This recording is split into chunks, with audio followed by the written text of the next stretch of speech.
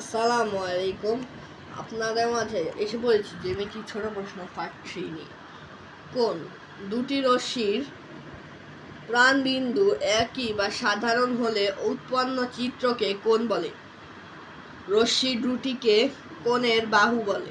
সাধারণ বিন্দুকে কোণের শীর্ষবিন্দু বলে। বৈশিষ্ট্য: একটি কোণের জন্য দুটি রাশি প্রয়োজন। প্রতিটি কোণের একটি শীর্ষবিন্দু থাকে।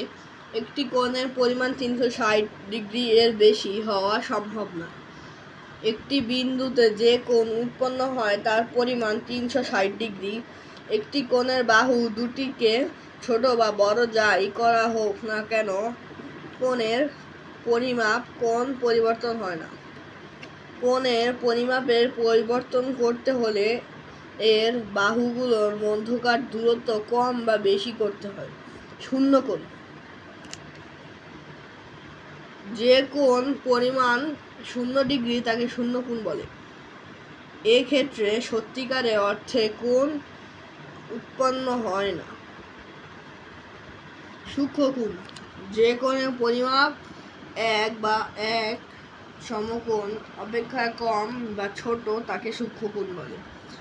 আজকের ভিডিওটা এই পর্যন্ত থাকবে এবং আমি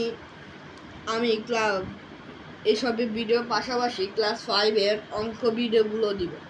আপনারা যদি কোনো অঙ্কের সমস্যা থাকে অবশ্যই আপনারা আমাকে কমেন্টে বলবেন এবং যে কমেন্ট আমি বেশি দেখব সেই কমেন্টের উপর আমি একটি ভিডিও বানাবো।